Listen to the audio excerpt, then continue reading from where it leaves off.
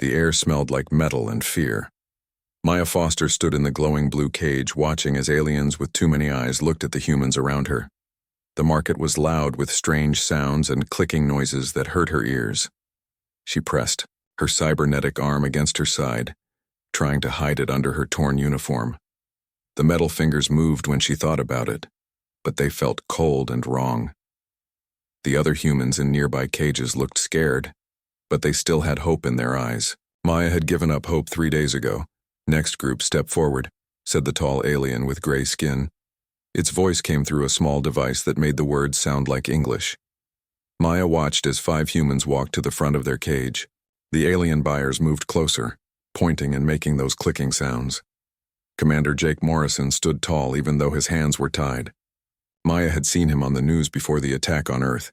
He was a hero, a real soldier. The blue-skinned aliens with 4 arms pointed at him right away. "This one has military training," said one of the buyers. "Good for security work on mining worlds."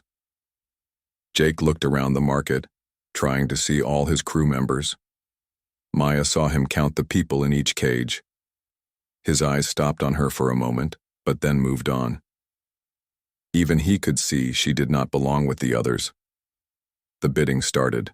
Numbers flashed on screens above their heads. Maya could not read the alien writing, but she understood what was happening. They were selling people like old furniture. Jake went to the 4-armed aliens for what seemed like a lot of money. Lisa Carter, the pilot, went next. The crystal beings that looked like walking diamonds wanted her. They said humans were good at flying ships through dangerous places. Pete Rodriguez, engineer, called the gray alien. Pete had been kind to Maya on the ship. He always said her prosthetic arm was not a problem, just different. The machine-like buyers took him away. They needed someone to fix their equipment on the far edge of space. One by one, everyone Maya knew disappeared. The strong men went to work in mines. The smart women went to research labs. The young people went to training camps where they would learn to serve their new masters. Maya stayed in her cage. Every group that came to look at the remaining humans passed by her without stopping. She heard them talking through their translation devices. "That one is broken," said a buyer with tentacles for arms. "See the metal arm? Contaminated biology," said another. "Defective goods. Not worth the cost of transport."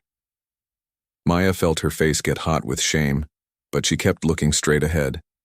She had heard these words before, back on Earth. After the factory accident took her real arm, people looked at her differently. The doctors said the prosthetic would help her live a normal life. They lied. The market got quieter as the day went on. Most of the humans were gone now. Only 20 people remained, and Maya was still among them. She watched as families got split up, as friends got sold to different parts of the galaxy. No one cried anymore. There were no tears left. An alien that looked like a giant bug stopped in front of Maya's cage.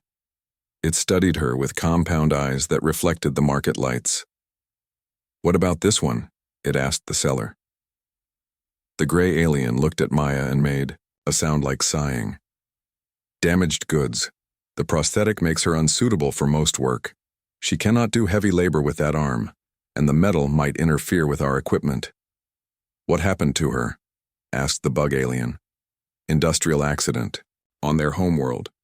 They replaced the damaged limb with primitive technology. Very crude work. The integration is poor and it limits her function." Maya wanted to tell them her arm worked fine, that she could fix things and build things just like anyone else. But they had not asked her. They talked about her like she was not standing right there. The bug alien moved on to look at other humans. As the sun set over the alien city, only 5 humans remained unsold. Maya was the youngest. The others were older people who moved slowly or had injuries from the attack on their ship. The market was closing. "What happens to us now?" asked an old man named George who used to work in the ship's kitchen. The gray alien heard him and laughed. It was not a nice sound. "Unsold merchandise gets recycled," it said. "No point in feeding humans we cannot sell. The disposal units will process you tonight." Maya felt her stomach drop. She had expected this, but hearing it still hurt. Even as a slave, no one wanted her. Her prosthetic arm whirred softly as her hand made a fist. The metal was stronger than flesh, but it had not made her strong enough to matter. The other humans started crying again, but Maya stood quiet. She had been unwanted her whole life. Being unwanted at the end was not a surprise. Guards came too, moved them to a different building. Maya walked with her head up, even though inside she felt broken. Her cybernetic arm caught the light from the alien street lamps, the metal fingers moving slightly as she breathed. She thought about her parents, on Earth. They loved her, but she always saw the worry in their eyes. Would she find work? Would she find someone to marry? Would she be okay with that arm? Now none of that mattered. Earth was gone, taken by the aliens who destroyed their cities and stole their people. Her parents were probably dead, and she would join them soon. The disposal facility was a cold, gray building.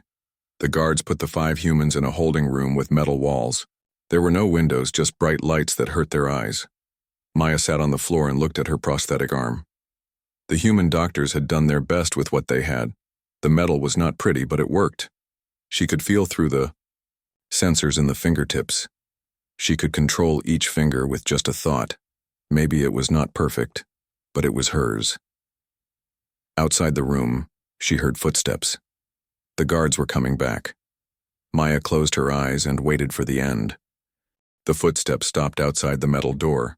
Maya heard voices speaking in the alien language, then the sound of the lock opening. She expected to see the guards with their energy weapons, ready to take them to the disposal units. Instead, a human man walked into the room.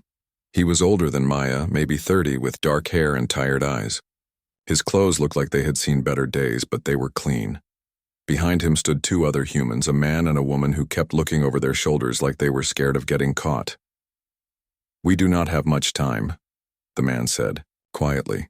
His voice was calm, but Maya could hear the tension underneath. "I am Ryan Blake. This is Danny Walsh and Kate Murphy. We are here to help." The old man named George started crying. "You came for us, but we are just the leftovers, the broken ones." Ryan looked around the room at the 5 humans. His eyes stopped on Maya and her prosthetic arm, but unlike the alien buyers, he did not look away in disgust. "No one is broken," he said. "And no, one gets left behind if I can help it." Kate Murphy stepped forward. She looked nervous. "Ryan, we need to move fast. The guards will be back in 10 minutes. "How did you get in here?" asked Maya. Her voice sounded rusty from not talking all day. "Danny used to work security before the invasion," Ryan explained while checking the door. "He knows how these facilities work. Kate is good with alien technology. She disabled their cameras and alarms, but it will not last long." Danny Walsh was a big man with scars on his face. He looked like someone who had seen fighting. "We have a ship waiting 2 blocks from here, but we need to move now." Ryan helped the older humans stand up. Maya got up on her own, her prosthetic arm making a small whirring sound as she pushed herself off the floor. "Why are you doing this?" George asked as they walked toward the door. "You could get caught. They will kill you for helping us." "Because everyone deserves a chance," Ryan said. "The aliens think they can just throw people away when they are done with them. I think they are wrong." They walked through dark hallways, filled with the smell of cleaning chemicals. Kate led the way, holding a small device that beeped softly. Danny brought up the rear, carrying a weapon Maya had never seen before. "How many people have you saved?" Maya asked Ryan as they climbed some stairs. "You 5 will make 53, he said. "Not enough, but it is a start." Maya was surprised. 53 people? Where do you keep them all?" "We do not keep them anywhere," Kate said without looking back. "We help them find safe places. Some go to the outer colonies where humans still control a few worlds. Some join other resistance groups. Some just want to hide somewhere quiet." They reached a door that opened to the outside. The alien city was quieter at night, but Maya could still see lights moving in the sky. Ships coming and going, carrying cargo and slaves to different parts of the galaxy. "The ship is just ahead," Danny said, pointing to a small building. "Kate, are the systems still down?" Kate checked her device. "For about 3 more minutes, then they will know we were here." They ran across the empty street. Maya's legs felt weak after sitting in cages for days, but her prosthetic arm helped balance her as they moved. The building Danny pointed to looked like a storage facility, but when they got inside, Maya saw it was hiding something. A human-made ship sat in the middle of the space. It was not big, maybe room for 20 people, but it looked fast. The hull was painted dark gray with no markings. "Liberty's Edge," Ryan said, seeing Maya look at the ship. "She is not pretty, but she gets us where we need to go." As they climbed aboard, Maya heard alarms starting to sound in the distance. The aliens had found out about the escape. "Kate, get us out of here," Ryan called as he helped the older humans find seats. The ship lifted off smoothly. Through the small windows, Maya watched the alien city fall away below them. She had thought she would die in that disposal facility, but now she was flying away from the planet. "Where are we going?" she asked.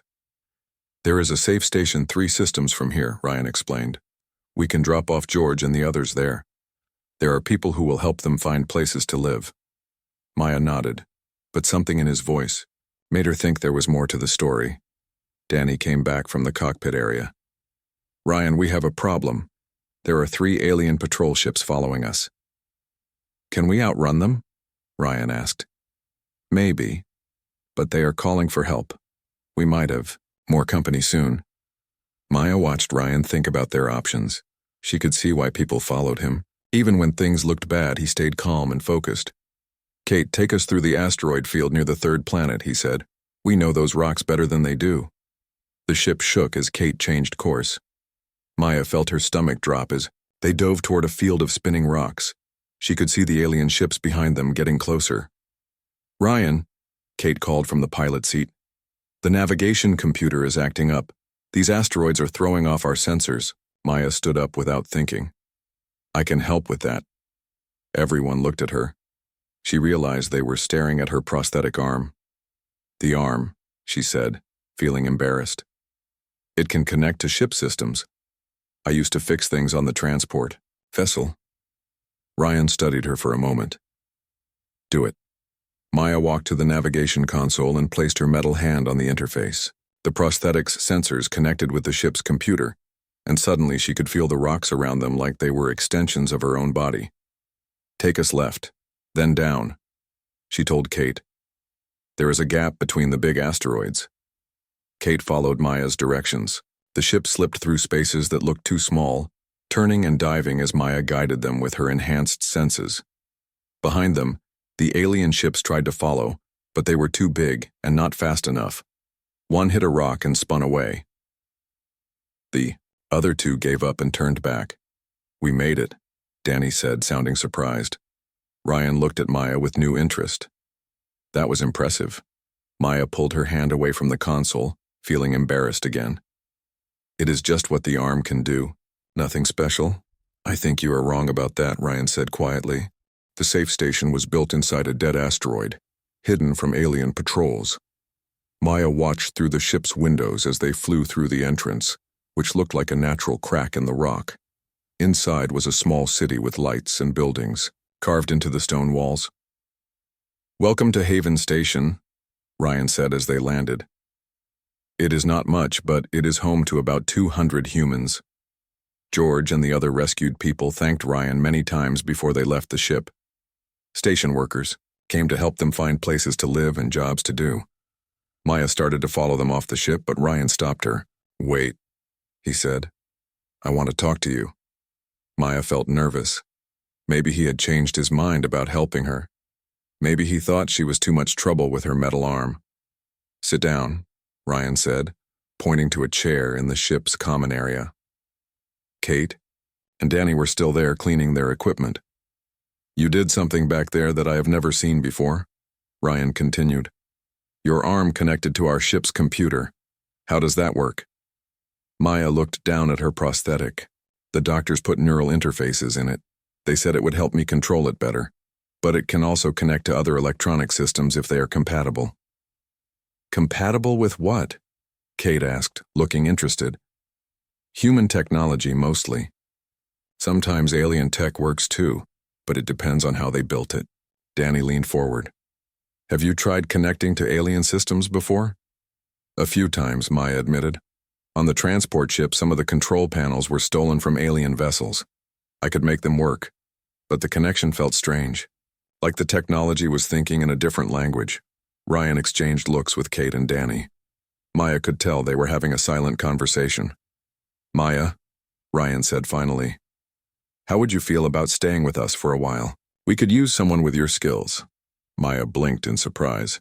"You want me to stay? But I am just maintenance crew. I am not a fighter or a pilot or anything important." "Trust me," Kate said with a smile. "You are more important than you think." Before Maya could answer, an alarm started ringing throughout the station. Red lights flashed on the walls and a voice came over the communication system. "All ships prepare for emergency launch. We have received a distress signal from human prisoners. Repeat, all ships prepare for emergency launch." Ryan was already moving. "Danny, get the engines ready. Kate, check our weapons. Maya, you are with us."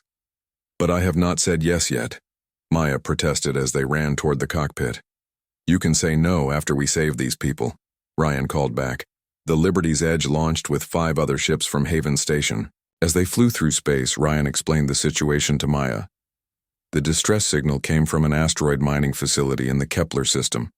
The message said they have over 50 humans working in the mines. It could be a trap, but we have to try. Maya looked at the star charts on the navigation screen. That is deep in alien territory. How did humans get trapped there? "Probably survivors from ship attacks," Danny said from the pilot seat. "The aliens use human prisoners for dangerous mining work. Humans are smaller than most alien species, so we can work in tight spaces." Kate was checking weapon systems. "The facility has strong defenses, energy shields, automated turrets, patrol ships. We cannot just fly in and start shooting." "That is where you come in," Ryan told Maya. Maya felt confused. "What can I do against energy shields and turrets?" "Your arm," Ryan explained. "If you can connect to their computer systems, maybe you can shut down their defenses from the inside." Maya felt scared. "I have never tried anything that big before. What if I cannot do it? What if I make things worse?" Ryan put his hand on her shoulder. "Then we will try something else, but I think you can do this." The mining facility looked like a metal spider built around a large asteroid. Ships moved in and out like insects, carrying loads of valuable minerals. Maya could see the energy shield glowing around the whole structure. "There." Kate pointed at a small airlock on the backside of the facility. "That looks like a maintenance entrance. If we can get Maya inside..." "The shield extends all the way around," Danny said. "We cannot get close enough." Maya studied the facility through the ship's sensors. Her prosthetic arm started to tingle as it detected electronic signals from the alien systems. "Wait," she said. "I am picking up something. There are human-made components mixed in with the alien technology. The miners must have been forced to help build parts of this place." "Can you connect to the human components?" Ryan asked. Maya concentrated, extending her arm's sensors as far as they could reach. It was like trying to hear a whisper in a noisy room, but slowly she started to feel familiar patterns in the electronic signals. "Yes," she said, excitement growing in her voice. "There is a maintenance system that humans built. I can feel it. Can you access it from here?" Maya closed her eyes and let her prosthetic arm's full capabilities come online. The metal fingers moved on their own as the neural interface made connections she did not fully understand. Suddenly, she was inside the facility's computer network. She could feel the flow of power through the cables, the pulse of data through the communication lines. It was overwhelming at first, like being in a room where everyone was shouting at once. But then she found the human-built section of the network. It felt familiar, comfortable, like coming home after a long trip. "I am in," she whispered. "Can you shut down the shields?" Ryan asked. Maya explored the network, following data pathways like roads in a strange city. She found the shield generators, but they were controlled by alien systems she could not access directly. "Not from here," she said. "But I can open that maintenance airlock, and I can turn off the internal security systems." "Do it." Maya sent the commands through the network. On the facility, lights started blinking as systems shut down. The small airlock cycled open. Danny, get us to that airlock fast, Ryan ordered. The ship raced toward the facility. Maya kept her connection open, watching for any signs that the aliens had noticed what she was doing. So far, the mining operation continued normally. They docked at the maintenance airlock. Ryan and Kate put on spacesuits and prepared their weapons. Stay here with Danny, Ryan told Maya. Keep that connection open. We will need you to guide us through the facility. But Maya shook her head. My range is limited. If you go too far, I will lose the connection. I have to come with you. Ryan looked like he wanted to argue, but there was no time. The three of them entered the facility through the airlock. Inside, Maya could feel the computer network all around her. It was like being inside a living thing, feeling its heartbeat and breathing. She guided Ryan and Kate through corridors toward the mining levels, shutting down security cameras and unlocking doors as they went. How many prisoners? Kate whispered as they descended. Maya checked the facility's records through her connection. 54 humans. Most of them were on level 7 in the deep mines. They found the first group of human prisoners in a holding area. The people looked thin and tired, their clothes worn and dirty. When they saw Ryan and Kate, some of them started crying with relief. Sam Johnson? Ryan called out, recognizing someone. A man with gray hair and kind eyes stepped forward. Ryan Blake, is that really you? We are getting you out of here, Ryan said as Kate worked on the electronic locks. Maya felt a surge of alarm through her connection to the facility systems. Ryan, they know we are here. Security is coming online. How long do we have? Ryan asked. Maya felt the alien systems fighting against her control. Not long. Maybe 5 minutes. Sam, get your people to the maintenance airlock on level 3, Ryan ordered. We need to find the others. As they ran deeper into the facility, Maya struggled to keep the security systems offline. The alien technology was fighting back, trying to cut off her access. Her prosthetic arm felt hot from the strain. They found the rest of the prisoners in the deepest part of the mine. Among them was Dr. Amy Clark, a woman Maya recognized from medical reports back on Earth. The tunnel system is too complex, Amy told them. Some of our people are scattered throughout the mines. It will take hours to find them all. Maya felt her connection to the network starting to weaken. Ryan, I am losing control. The alien systems are shutting me out. But then she felt something unexpected. Other electronic signals very faint coming from some of the prisoners. Wait, she said. Some of you have medical implants, heart monitors, insulin pumps, things like that. Amy nodded. Several people have them. Maya smiled as an idea formed.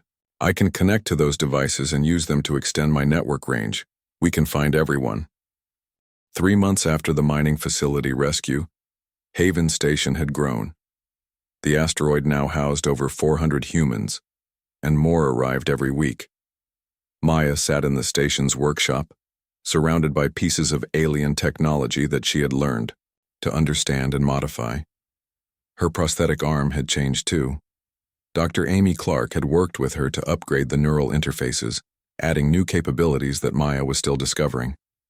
The metal fingers moved more smoothly now, and her connection to electronic systems was stronger than ever. Maya, we need you in the command center, said Ben Parker, walking into the workshop. The former colonel had become Haven Station's military leader after Ryan rescued him from a prison ship. Maya looked up from the alien communication device she was modifying. What is wrong?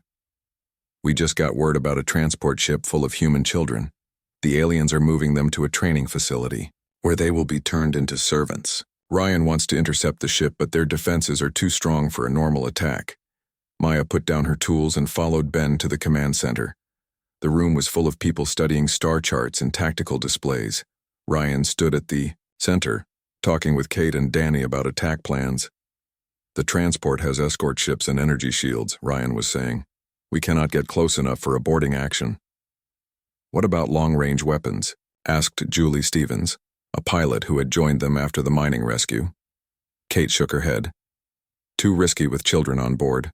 One missed shot could destroy the whole ship.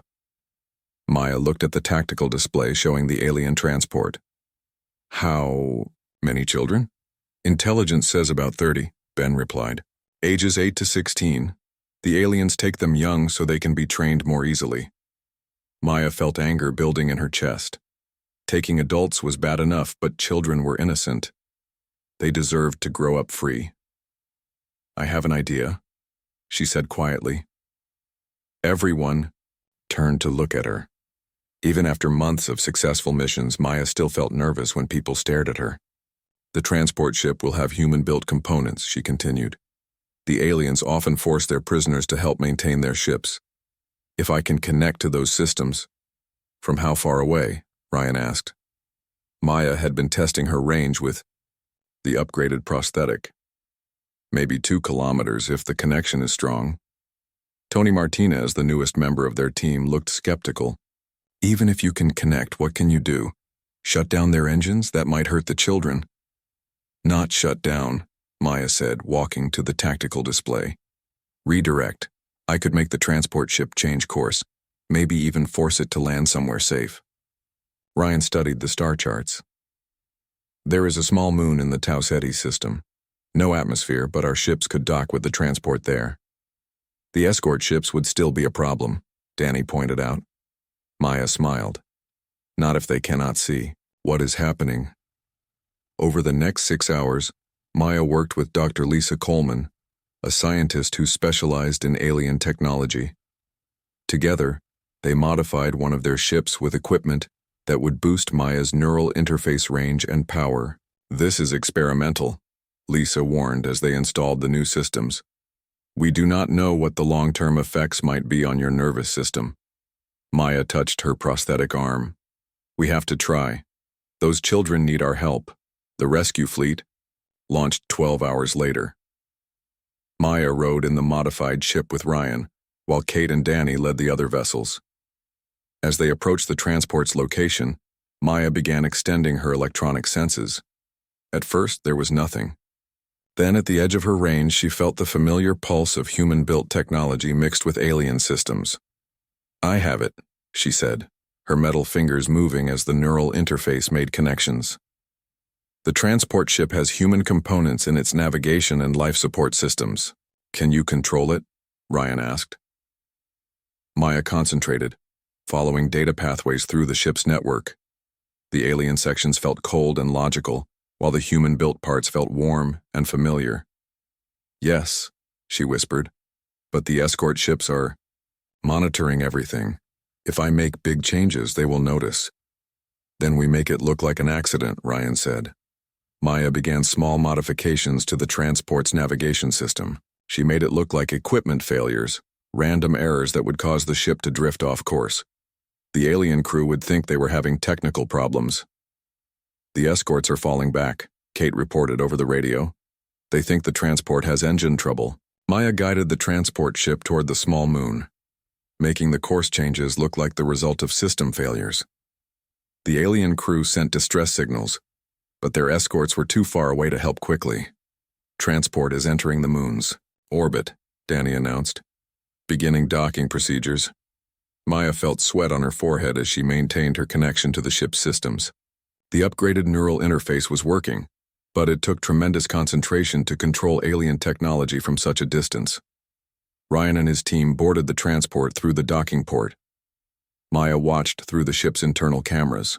As they moved through the corridors, the alien crew was small, only 6 guards and a few technicians. Children are in Section 4, Maya reported, her voice strained from the effort of maintaining multiple connections. The rescue went smoothly. The alien guards were overwhelmed quickly, and soon Ryan was leading 30 human children to safety. Maya watched through the cameras as the youngest ones, some barely 8 years old, looked around with wide, frightened eyes. But then alarms started ringing. The escort ships had realized what was happening and were coming back fast. Maya, we need to go now, Ryan called over the radio. Maya tried to disconnect from the transport systems, but something was wrong. The alien technology was holding onto her neural interface, not letting her break the connection. I cannot disconnect, she said, panic rising in her voice. Lisa Coleman was monitoring Maya's vital signs. Her neural patterns are becoming synchronized with the alien systems. If she does not break free soon, the connection might become permanent. Maya felt the alien ship's computer trying to understand her prosthetic arm, learning from her neural patterns. She realized the aliens were studying her, trying to figure out how her technology worked. "Ryan, get out of there," she called. "They are trying to copy my interface design." But Ryan and his team were still transferring the children to their ships. Maya felt the escort vessels getting closer, their weapons charging for attack. She made a decision that scared her.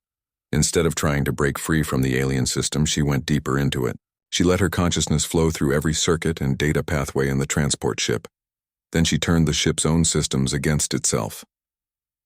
Power conduits overloaded. Navigation computers crashed.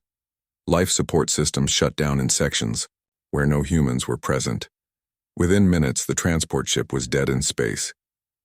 Maya finally broke free from the connection and collapsed in her chair.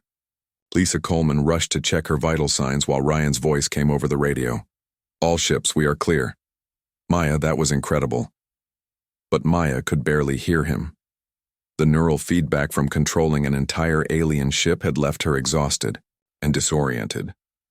Her prosthetic arm felt different too, like the alien technology had left something behind. "Maya," Lisa said quietly, "your neural patterns have changed. The alien systems modified your interface somehow." Maya looked at her metal hand. The fingers moved when she thought about it, but now she could feel electronic signals from all over. Haven Station. She could sense every computer, every power cable, every electronic device in the asteroid base. "What does this mean?" she asked. Lisa looked worried. "I think your connection to technology just became much stronger. But we do not know what the side effects might be." Over the next few weeks, Maya discovered that her enhanced abilities came with a price. She could control multiple systems at once, but the mental strain was enormous. She could feel electronic signals from kilometers away, but sometimes the input overwhelmed her senses. Word of Maya's unique abilities spread through the underground networks that connected human resistance cells across the galaxy. Other groups began asking for her help with their own rescue missions. "You are becoming famous," Ryan told her one day as they reviewed requests for assistance. "The aliens have started calling you the defective human in their communications." Maya laughed, but it was not a happy sound. "They still think I am broken." "Let them think that," Ryan said. "It gives us an advantage." But Maya knew the truth. The aliens had finally realized what they had thrown away at that slave market. They were starting to understand that the prosthetic arm they had seen as a defect was actually something much more dangerous, and they wanted it for themselves. The attack came at dawn, station time. Maya was in her workshop when the alarm started screaming through Haven Station. She looked up from the alien device she was modifying to see red lights flashing on the walls. "All hands to battle stations." Ben Parker's voice echoed through the communication system. "This is not a drill. Multiple alien warships detected approaching our position."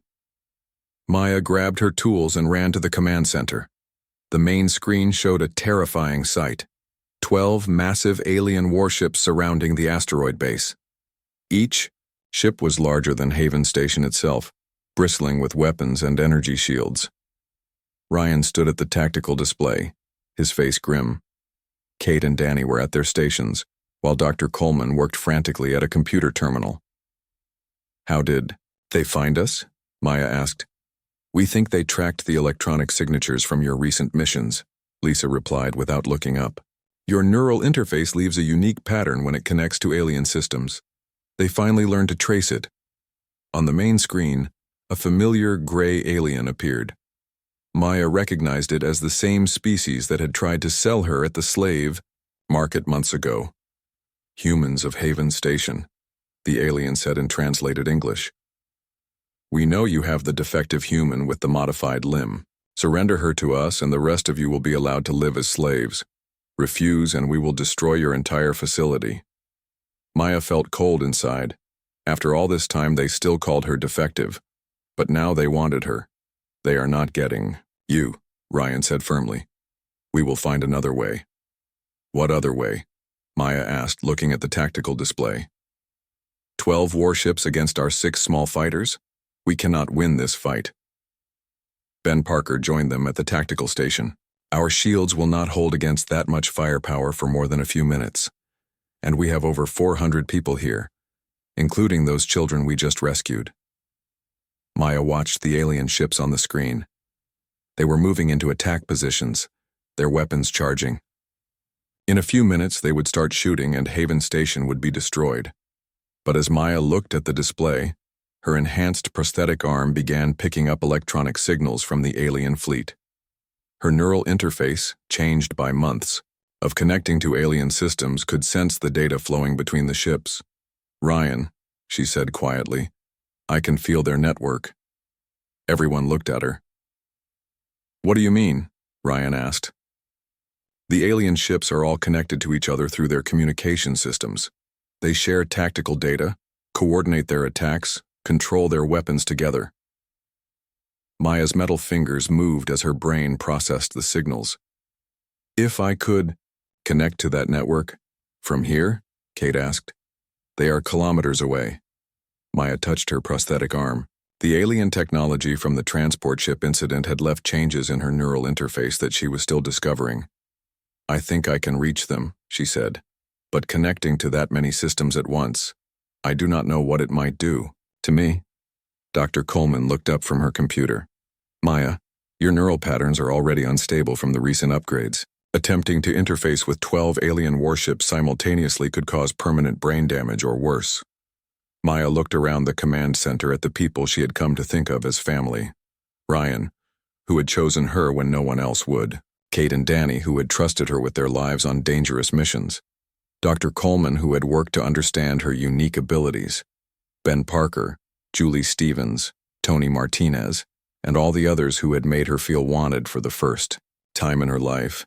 And in the residential sections, 400 humans who were counting on them for protection, 30 children who deserved the chance to grow up free. "I have to try," Maya said. Ryan grabbed her arm. "There has to be another way." Maya smiled at him. "You taught me that everyone deserves a chance, even the unwanted ones. Now let me give everyone here their chance." Before anyone could stop her, Maya placed both hands on the station's main computer terminal. Her prosthetic arm immediately connected to Haven Station's network, and from there she began reaching out toward the alien fleet. The connection was unlike anything she had experienced before. Instead of interfacing with one or two systems, she was trying to access 12 massive warships simultaneously. Each ship's computer network was like a city full of electronic pathways, and she was trying to navigate all of them at once. Pain shot through her head as her brain struggled to process the enormous amount of information. She could feel her neural patterns changing, adapting to handle the alien data streams. Her prosthetic arm grew hot from the strain. But slowly, she began to gain access to the alien systems. "Maya," Dr. Coleman called out, "your vital signs are becoming critical." Maya barely heard her. She was inside the alien fleet's network now, swimming through oceans of data. She could feel the ship's weapon systems, their navigation computers, their communication arrays. And she could feel something else. The aliens were studying her even as she invaded their systems. They were recording everything, trying to understand how her prosthetic interface worked. "They want to copy my technology," Maya said, her voice strained. "They plan to build their own human-machine interfaces." "Maya, get out of there," Ryan ordered. But Maya went deeper instead. She followed the data connections between ships, learning how the fleet's command structure worked. The lead ship controlled the others through a central tactical computer. Phew. She could reach that computer. Maya pushed her consciousness through the alien network, fighting past security systems and firewall protocols. Her prosthetic arm sparked and smoked as it processed more data than it was designed to handle. Finally, she reached the fleet's command center. With her last reserves of strength, Maya began sending new orders through the alien communication network.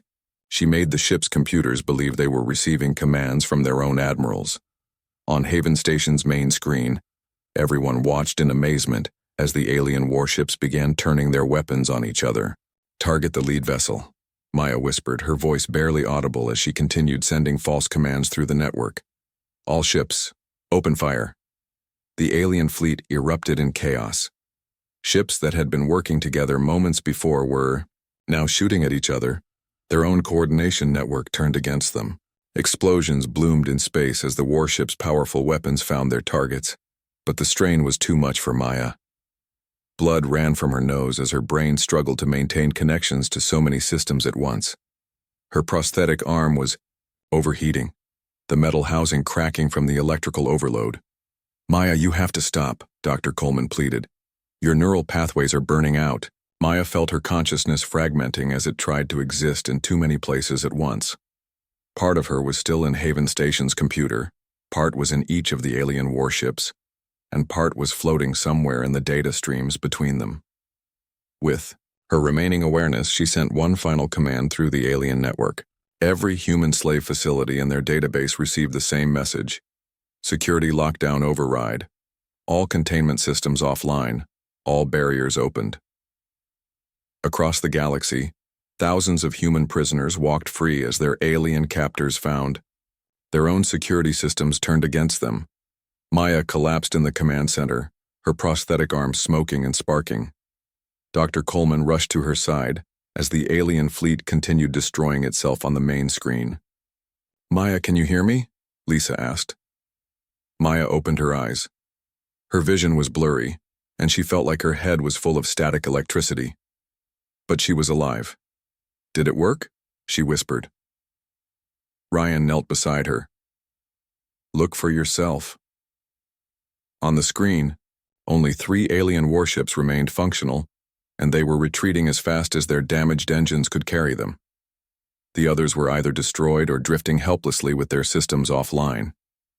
"The galaxy-wide liberation signal worked too," Ben Parker reported. "We are receiving messages from human resistance cells everywhere. Thousands of prisoners are free." Maya tried to sit up, but her body felt strange.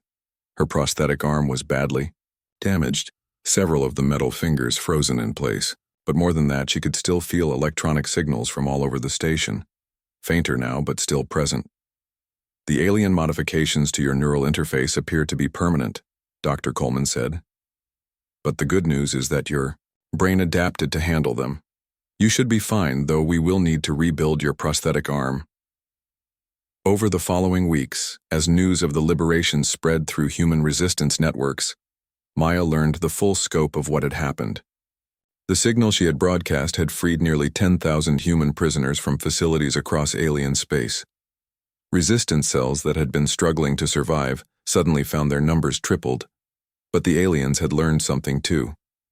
They now understood how dangerous human-machine interfaces could be. They began developing countermeasures, ways to protect their systems from future attacks. "They will be ready for us next time," Maya told Ryan, as they watched construction crews expanding Haven Station to accommodate the flood of freed prisoners. "Then we will have to be ready too," Ryan replied. "But Maya, what you did, you changed everything. You proved that humans do not have to be victims. We can fight back."